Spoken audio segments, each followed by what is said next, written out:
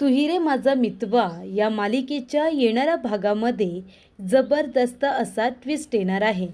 तर प्रेक्षकांनो, इथे आता ईश्वरीने वल्लरीला चांगली शिक्षा देण्यासाठी, तिची अक्कल ठिकाणावरती आणण्यासाठी राज शिर्केंचं घर सोडलेलं असतं आणि वल्लरीला मोलकरीण बनवलेलं असतं. तर इथे वल्लरीने आत्तापर्यंत ईश्वरीला खूप जास्त त्रास दिलेला असतो आणि त्याच्यामध्ये अंजलीसुद्धा ईश्वरीवरती सतत चिडत असते, तिच्यावरती रागवत असते. तिने काहीही चांगलं केलं तरी त्याचा चुकीचा अर्थ काढत असते. त्यामुळे सुद्धा ईश्वरी खूप टेन्शनमध्ये आलेली असते आणि अंजलीचं हे बदललेलं रूप ईश्वरीला काही आता पचनी पडत नसतं आणि इथे अर्णवची त्या सगळ्यामुळे चिडचिड होत असते आणि त्याचा रागसुद्धा ईश्वरीवरतीच निघत असतो.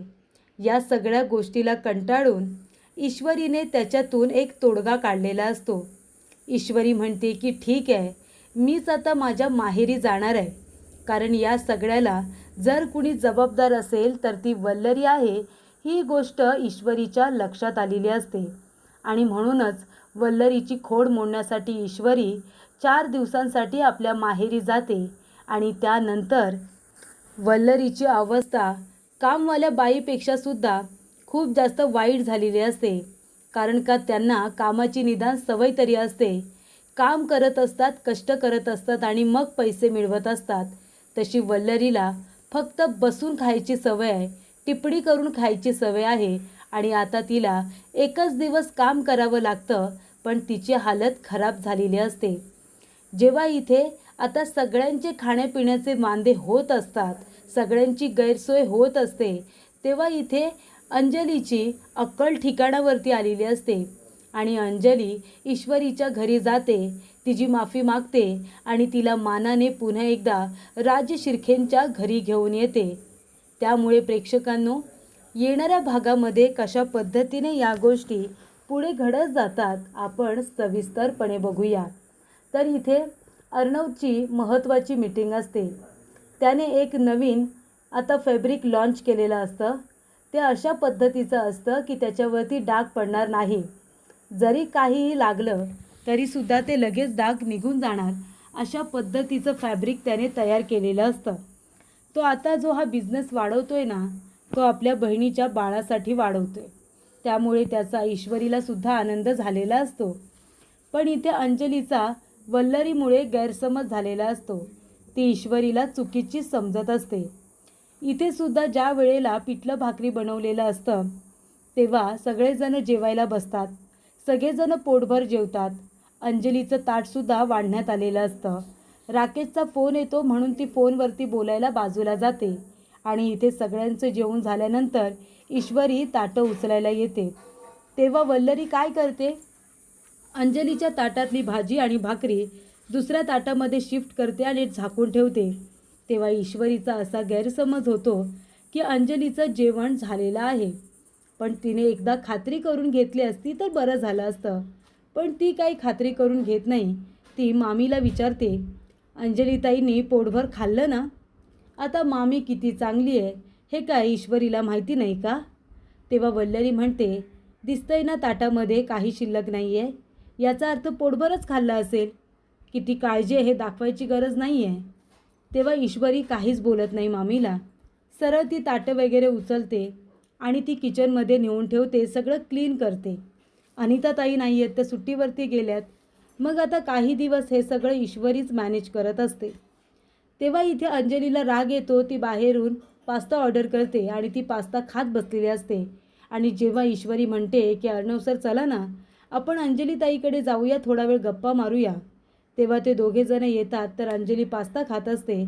अर्णव म्हणतो, काय झालं ताई, तुझं पोट भरलं नाही का? तू नीट जेवली नाहीस का, असं आता विचारलं जातं. आणि तेव्हा इथे अर्णव आणि ईश्वरी दोघेही जण असतात. तेव्हा अंजली म्हणते, आता आपल्या घरामध्ये एक नवीन पद्धत निघाली आहे.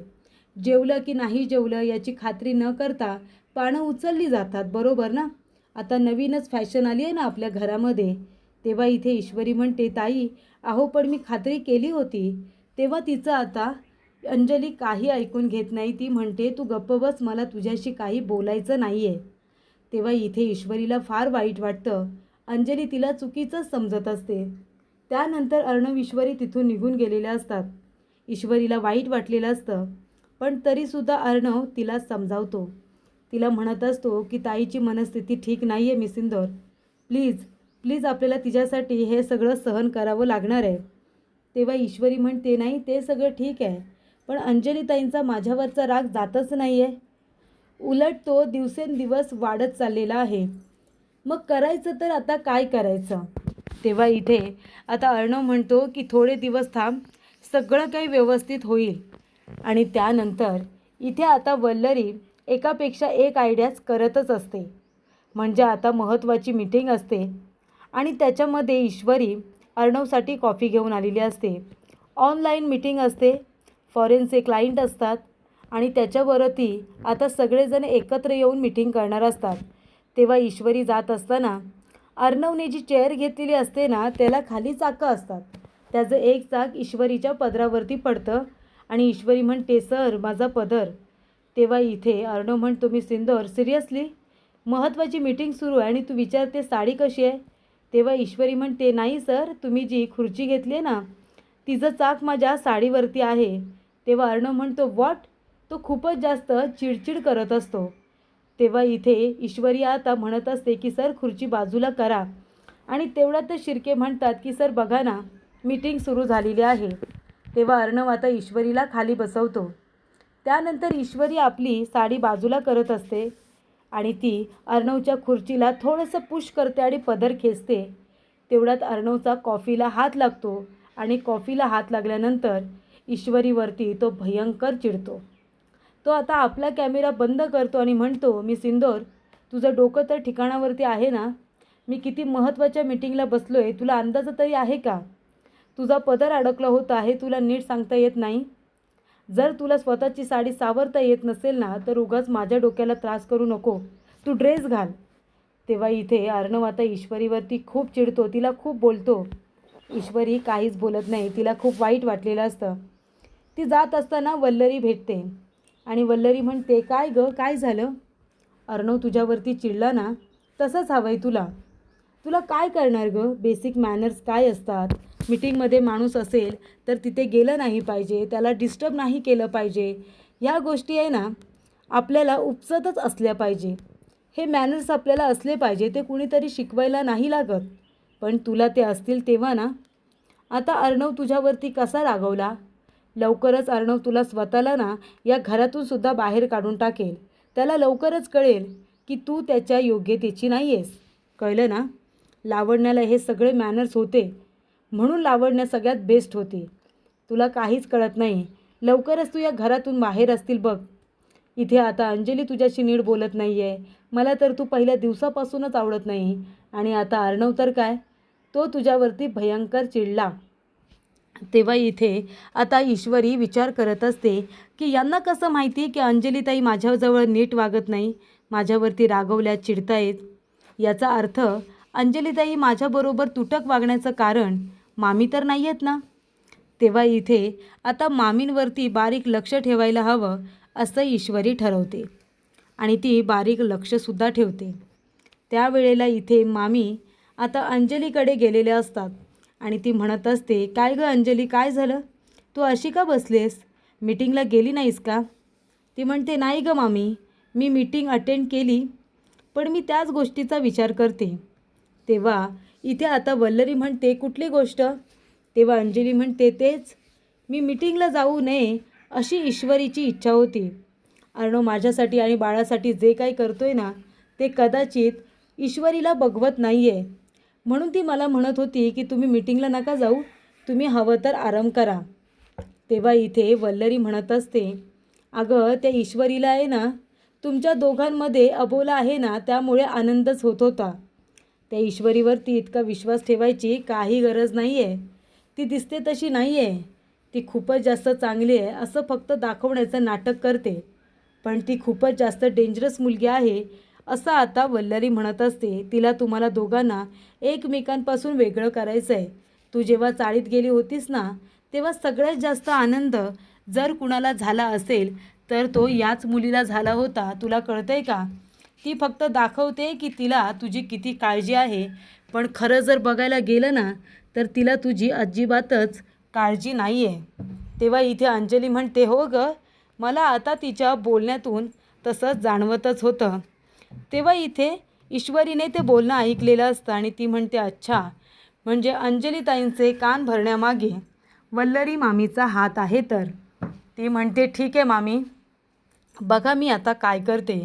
आणि ईश्वरी सरळ निघते, आजीजवळ बोलते आणि आजीला सांगते की मी 2-4 दिवस माझ्या आईकडे चालले. आईने मला बोलावले, बाबांची तब्येत ठीक नाही आहे. तेव्हा ती आता तिच्या घरी गेलेली असते. त्यानंतर आजी म्हणते, ठीक आहे, तुला जायचं आहे तर तू जा. तेव्हा इथे अर्णव आता मीटिंगमधून फ्री झालेला असतो.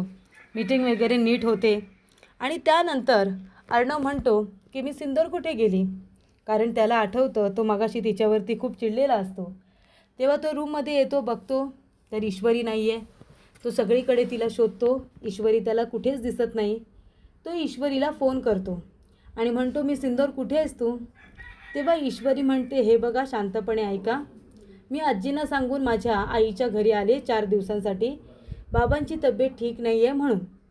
तेव्हा तुम्ही आता तुमची आणि अंजलीताईंची व्यवस्थित काळजी घ्या. त्यांना गोळ्या औषधं खाणं पिणं सगळं वेळेवरती बघा. 4 दिवस मी नसणार आहे. माझ्यामुळे तसंही अंजलीताईंना त्रासच होतो आहे. माझ्या हातचं त्या काही खायला मागत नाही आहेत आणि त्याचबरोबर मी घरामध्ये असल्यामुळे त्यांना त्रास होतो. तेव्हा आता तुम्ही अंजलीताईंची नीट काळजी घ्या. तेव्हा इथे अर्णव म्हणतो, मी सिंदूर, याला काय अर्थ आहे? तू लगेच माझ्यावरती चिडून निघून गेलीस. ईश्वरी म्हणते, नाही, मी तुमच्यावरती चिडलेली नाही आहे. 4 दिवसानंतर मी परत येईन. तेव्हा इथे आता आजीला अर्णव म्हणत असतो, आजी, मी सिंदूर तुला विचारून तिच्या आईकडे गेले आणि तू मला सांगितलं नाहीस. ती म्हणते, अरे तू विचारलंसच नाही मला. तिच्या आईचा फोन आला होता आणि त्यांनी 4 दिवसांसाठी बोलावले, मग तिला जायला नको का? तेव्हा अर्णव म्हणतो, अगं पण आता ताई आली, ताईची काळजी कोण घेणार? तेव्हा अंजली म्हणते, अरे तुम्ही सगळेजण आहात ना. तेव्हा आजी म्हणते, नाहीतर काय, तुम्ही सगळेजण आहात ना तिची काळजी घ्यायला. तेव्हा इथे अनितासुद्धा नसते. तेव्हा सकाळी सगळेजण उठतात. सगळ्यांना आता नाश्ता हवा असतो. ईश्वरी जेव्हा असायची तेव्हा सगळ्यांची कॉफी, चहा, दूध सगळ्यांना हातामध्ये मिळायचं. वल्लरीला पण आता आयता नाश्ता खायची सवय झालेली असते. तर इथे आता ईश्वरी नसल्यामुळे, अनिता नसल्यामुळे कुणाला नाश्ता भेटतच नाही. अर्णवला डाएटचं काही मिळत नाही, आकाशला मिळत नाही. सगळेजण म्हणतात, ईश्वरी कुठे आहे? ईश्वरी नाही तर नाश्तासुद्धा मिळाला नाही आहे. तेव्हा मामा म्हणतात, वल्लरी आहे ना, वल्लरी, अगं सगळ्यांसाठी काहीतरी नाश्ता कर. तेव्हा वल्लरी म्हणत असते, कोण, मी? तेव्हा मामा म्हणतात, अगं असं काय करतेस? आपली अंजली आहे, ती प्रेग्नंट आहे, तिला वेळेवरती खायला नको का? तेव्हा वल्लरी म्हणते, नाही नाही, ठीक आहे, मी बनवलं असतं. अहो पण माझा पाय दुखतोय हो, मलासुद्धा किचनमध्ये उभं राहता येत नाही आहे. मी काय म्हणते, काहीतरी ऑर्डर करा ना बाहेरचं, सगळेजण बाहेरचंच खाऊ. तेव्हा अर्णव म्हणतो, नाही, ताईसाठी बाहेरचं खाणं ठीक नाही आहे. मी तिच्यासाठी ना पोहे बनवतो. मी सिंदूरने मला पोहे बनवायला शिकवलेत, मी बनवतो. तेव्हा इथे अर्णव आता किचनमध्ये जातो आणि तो पोहे बनवतो. तेव्हा इथे अर्णव आता ईश्वरीला खूप मिस करत असतो. घरातले सगळेजणच ईश्वरीच्या हातच्या जेवणाला मिस करत असतात. वल्लरी आता किचनमध्ये फक्त लंच करायला जाते. तेव्हा मामा म्हणत असतात, अगं वल्लरी लवकर कर, सगळ्यांना भूक लागली. ती म्हणते, तुम्हाला काय भूक लागायला? इथे मला काही 4 हात नाही आहेत आणि मला काही गरम होत नसेल. मी नाही तुमच्यासाठी रोज रोज असा स्वयंपाक करणारा. तेव्हा मामा म्हणतात, अगं ईश्वरी कशी करायची सगळ्यांसाठी सगळं? तेव्हा मामी म्हणते, ती ईश्वरी करायची, तिचं कौतुक मला सांगू नका. मला तिच्यासारखी तुमची सेवा करायची काही हौस नाही आहे. हवं तर तिला बोलवा जा, पण मी कुणाचं काही करणार नाही आहे. आजच्या दिवस मिळते ते गिळा, उद्यापासून मी काही बनवणार नाही. तुमचं तुम्ही बघा. अंजली आता सगळं बोलणं ऐकते. तेव्हा अंजलीला आठवतं की जेव्हा ईश्वरी होती तेव्हा सगळं आयतं माझ्या पुढ्यात येत होतं आणि मी तिला घालून पाडून बोलत होते, वाटेल तसं बोलत होते. आणि आता ईश्वरी नाही आहे तर सगळ्यांची जिथे पंचाईत झालेली आहे. अर्णवसुद्धा ईश्वरीला मिस करतोय. अर्णव त्याचं ऑफिस सांभाळतोय, घर सांभाळतोय आणि आता तो माझीसुद्धा काळजी घेतोय. आजीलासुद्धा हेल्दी वेळेवरती काही खायला मिळत नाही आहे. या गोष्टीची जाणीव आता अंजलीला झालेली असते. तेव्हा अंजली अर्णवबरोबर ईश्वरीच्या घरी जाते आणि ईश्वरीला सॉरी म्हणते. ती म्हणते, ईश्वरी मला माहिती आहे तू माझ्यावरती चिडून इथे आली आहेस ना, पण प्लीज तू घरी चल. तू घरामध्ये नाही आहेस तर वातावरण पूर्णपणे बिघडलं आहे. सगळेजण तुझ्या हातच्या जेवणाला मिस करतायत. माझ्यावरती रागवून प्लीज त्यांचे हाल करू नकोस. तू चल बरं घरी. तेव्हा ईश्वरी म्हणते, नाही ताई मी तुमच्यावरती चिडले नाही आहे. मी तर इथे सहजच आले माझ्या घरी. तेव्हा इथे अंजलीला कळतं जशी ती तिच्या घरी राहते तिच्या माहेरी, ईश्वरी 4 दिवसांसाठी माहेरी येऊ शकते ना, पण अंजली माहेरी राहिली तर तिच्या सासरच्या लोकांना फरक पडत नाही कारण कुणीच नाही आहेत. पण इथे ईश्वरी मात्र जर माहेरी आली तर सासरच्या लोकांना किती फरक पडतो ही गोष्ट आता अंजलीने बघितलेली असते. आणि ती ईश्वरीला सॉरी म्हणते आणि तिला आता पुन्हा मानाने घरी घेऊन येते. कारण तिच्यामुळे राजे शिर्केंचं घर पूर्णपणे सुनं झालेलं असतं. कुणाला वेळेवरती नाश्ता नाही की जेवण नाही. सगळेजण इथे एकमेकांना ब्लेम करत असतात. आणि ईश्वरी असती तर असं असतं, ईश्वरी असती तर तसं असतं, असं म्हणत सगळेजण ईश्वरीला मिस करत असतात. आणि इथे अंजलीची सुद्धा ईश्वरी किती मनापासून काळजी घेते याची जाणीवसुद्धा आता अंजलीला झालेली असते. म्हणूनच ती ईश्वरीला पुन्हा एकदा मानाने राजे शिर्केंच्या घरी घेऊन येते.